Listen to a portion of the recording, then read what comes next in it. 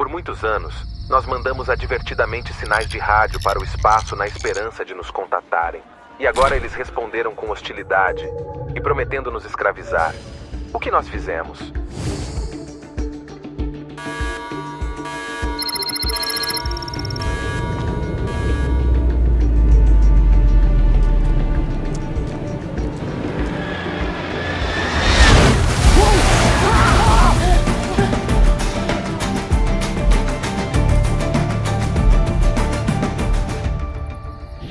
A ideia de estarmos sozinhos no vasto cosmos é assustadora, mas a possibilidade de haver outras formas de vida inteligente e organizada entre bilhões de galáxias, estrelas e planetas também é assustadora. Mas qual dessas ideias é a verdadeira? Será que existem outras civilizações além da nossa? E se existirem, por que nunca as encontramos ou conseguimos nos comunicar com elas? Ou será que somos, de fato, os primeiros e únicos seres no atual tempo do universo? A busca por vida e civilizações no universo. Quando olhamos para o céu à noite, ficamos maravilhados com a beleza e o tamanho do universo. Existem inúmeras estrelas brilhantes em distâncias imensas, com muitas delas podendo ter planetas ao redor, assim como o nosso Sol tem a Terra. Mas será que esses planetas podem abrigar a vida? Será que há alguém olhando para o céu e fazendo as mesmas perguntas que nós? Para investigar essa possibilidade, os cientistas usam dados científicos e filosóficos para explorar as implicações dessa ideia. Em primeiro lugar, precisamos saber há quanto tempo o universo existe e como ele se formou. Os cientistas usam diferentes métodos para estimar a idade do universo, que atualmente é de cerca de 13,8 bilhões de anos. Um desses métodos é medir a radiação cósmica de fundo, que é uma espécie de eco do Big Bang, a explosão que deu origem ao universo. Outro método é observar objetos muito distantes, como estrelas, galáxias ou quasares, e medir a luz que eles emitem. Essa luz leva muito tempo para chegar até nós e nos mostra como esses objetos eram no passado. Além disso, a luz desses objetos é desviada para o vermelho, o que indica o quanto o universo se expandiu desde que ela foi emitida. Com base nessas informações, os cientistas podem estimar a distância desses objetos e o tempo que a luz levou para chegar até nós. Atualmente, acredita-se que as primeiras estrelas surgiram cerca de 200 milhões de anos após o Big Bang, com algumas delas existindo até hoje. No nosso sistema solar, onde a Terra está localizada, existe aproximadamente 4,5 bilhões de anos, e a vida na Terra começou há cerca de 3,8 bilhões de anos, quando as condições do planeta permitiram o surgimento das primeiras células. Isso significa que a vida levou cerca de 700 milhões de anos para aparecer e evoluiu ao longo do tempo, passando por várias formas e adaptações, até chegar aos seres humanos modernos que surgiram há cerca de 200 mil anos. A civilização moderna, como conhecemos hoje, com suas complexas estruturas sociais e culturais, começou há cerca de 10 mil anos. Portanto, o universo é muito mais antigo do que estrelas, planetas, vida e civilização humana. Isso significa que houve mais tempo do que o suficiente para que outras formas de vida e civilizações surgissem em outros lugares do universo. Embora não saibamos exatamente como a vida surgiu, entendemos que certas condições básicas são necessárias para que ela possa se desenvolver em um planeta, como a distância da estrela, a composição química, a temperatura, a atmosfera, a presença de água e a estabilidade geológica. Apesar da Terra parecer especial por reunir essas condições favoráveis, muitos acreditam que não há nada de único ou privilegiado nela e na vida humana no universo. Afinal, o universo é essencialmente o mesmo em todos os lugares, o que sugere que deve haver outros planetas habitáveis e formas de vida inteligente, considerando a vastidão de estrelas e planetas em nossa galáxia, muitos dos quais podem estar na zona habitável e ter condições propícias para a vida. Além disso, levando em conta as bilhões de outras galáxias do universo, as chances de existirem planetas habitáveis e vida inteligente aumentam em escalas absurdas. Nossa galáxia é incrivelmente grande, contendo em média de 200 a 400 bilhões de estrelas. Essa quantidade é tão impressionante que, se cada uma fosse mapeada por todos os 8 bilhões de habitantes da Terra, levando apenas um segundo para mapear cada estrela, seria necessário cerca de 3 anos e meio para completar essa tarefa. No entanto, para um planeta abrigar vida, não basta estar na zona habitável de sua estrela. A própria estrela precisa ter características que favoreçam a estabilidade e longevidade do planeta e da vida.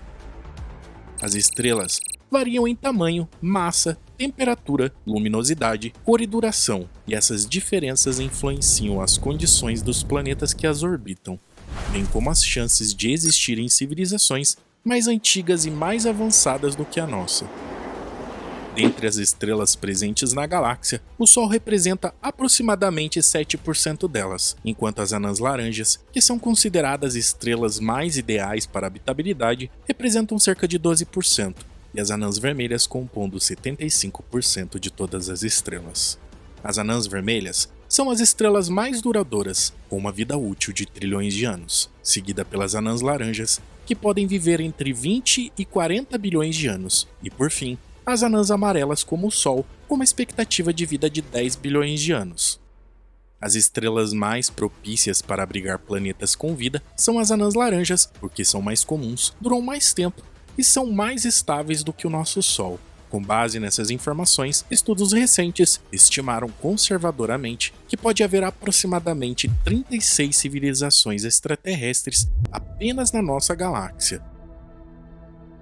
Essa estimativa foi obtida por meio de uma fórmula matemática que considera a idade do universo, a taxa de formação de estrelas, a proporção das estrelas com planetas, a fração de planetas habitáveis e a duração média de uma civilização inteligente.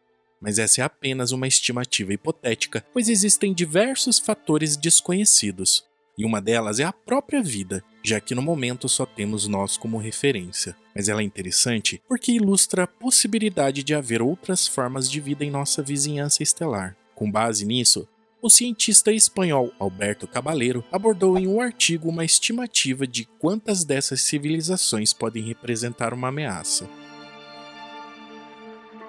O grande e problemático dilema das mensagens de rádio.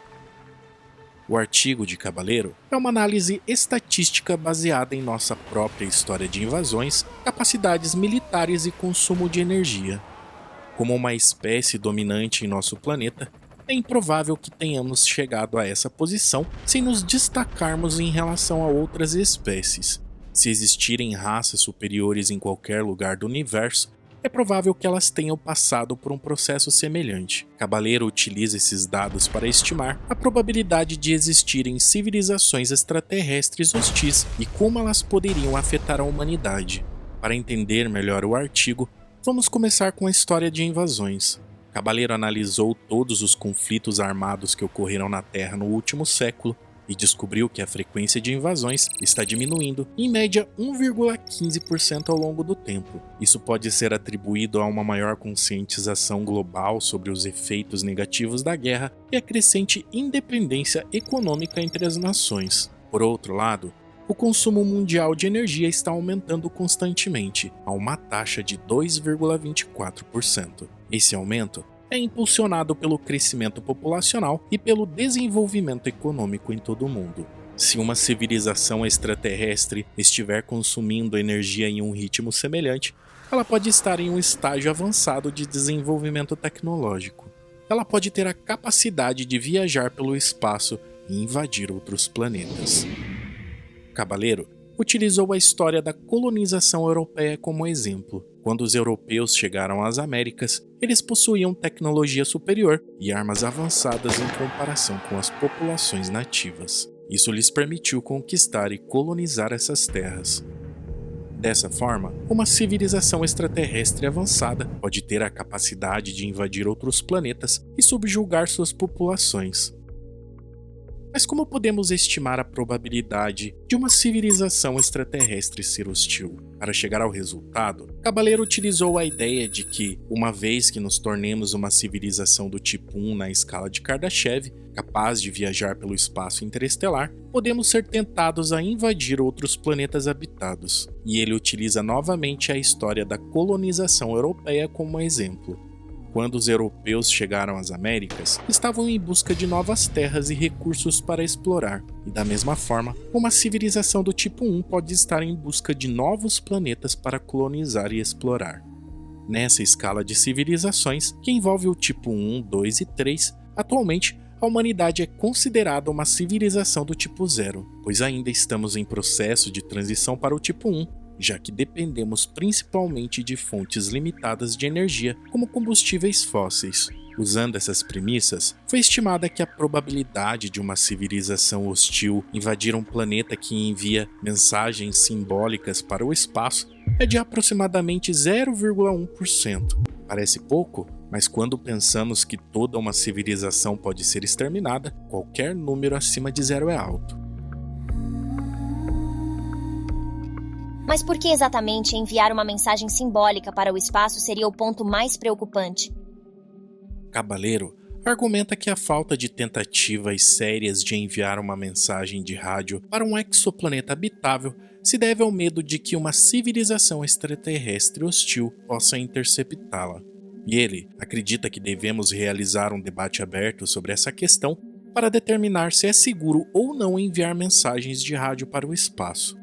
Pois, segundo ele, apesar de podermos concluir que a probabilidade de uma civilização extraterrestre hostil invadir a Terra é relativamente baixa, não podemos descartar totalmente essa ideia. Devemos continuar buscando vida extraterrestre, mas estar preparados para lidar com as consequências caso encontremos uma civilização hostil. No entanto, se existem tantas civilizações, por que ainda não detectamos nenhuma delas até hoje? O que pode estar impedindo é exatamente essas 4 civilizações hostis mencionadas no artigo, trazendo à tona um cenário extremamente preocupante. A hipótese da Floresta Negra. A hipótese da Floresta Negra é uma ideia que surgiu na ficção científica, mas também possui implicações científicas. Um dos primeiros a descrever essa hipótese foi o astrônomo e escritor David Bryan, em seu artigo de 1983 sobre o paradoxo de Fermi. Ele comparou a situação dos humanos na galáxia com a de um bebê perdido em uma floresta cheia de lobos. E isso pode ser exatamente o que aconteceu com todos os outros por aí. Pode ser por isso que o cosmos parece tão silencioso. No passado, já falamos bastante sobre o paradoxo de Fermi por aqui, e ele é basicamente uma questão levantada pelo físico Enrico Fermi em 1950. Se existem tantas civilizações ao nosso redor, afinal, onde está todo mundo? Ela se refere à aparente contradição de existência de vida em outros planetas e à falta de evidências ou contato com essas civilizações. Se o universo é vasto e antigo, e se há bilhões de estrelas e planetas potencialmente habitáveis, por que nunca detectamos sinais de vida extraterrestre? A hipótese da Floresta Negra também foi explorada pelo escritor Greg Bear em seu romance de 1987, The Forge of God.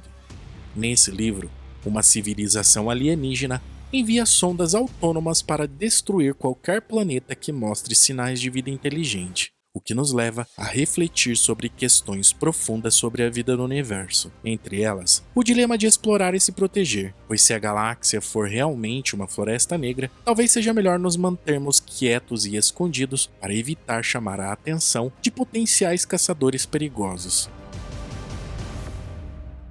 Existem outras possibilidades que podem explicar o porquê ainda não encontramos sinais de vida inteligente extraterrestre. Algumas delas incluem a possibilidade de usos de formas de comunicação não detectadas ou compreendidas, e talvez essas civilizações estejam se comunicando, mas não conseguimos captar ou decifrar suas mensagens. Elas podem utilizar meios de transmissão que escapam aos nossos instrumentos, como ondas gravitacionais ou fótons entrelaçados. Além disso, elas podem usar linguagens ou códigos tão diferentes ou complexos que não conseguimos compreendê-los. Há também a possibilidade de civilizações muito distantes ou extintas, em outras galáxias ou regiões do espaço-tempo.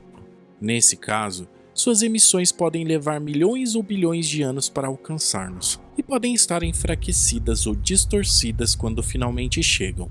Cabaleiro menciona que o Active-7, uma forma do SET que envolve o envio de mensagens de rádio para o espaço, na tentativa de tentar entrar em contato com possíveis civilizações extraterrestres, tem sido pouco praticado desde o envio da primeira mensagem de rádio interplanetária, a mensagem de Arecibo em 1974. Ele também destaca algumas tentativas de contato com exoplanetas potencialmente habitáveis, como o Gliese 581c, a 20 anos-luz em 2009, Tau 7F, a 11 anos-luz em 2008, e GJ 273b, a 12 anos-luz, cujo envio ocorreu em 2017. No sistema Tau 7, que está mais próximo, não recebemos nenhuma resposta até agora após o envio da última mensagem. Quanto a Gliese 581, a mensagem deve chegar em 2029, assim como em GJ 273.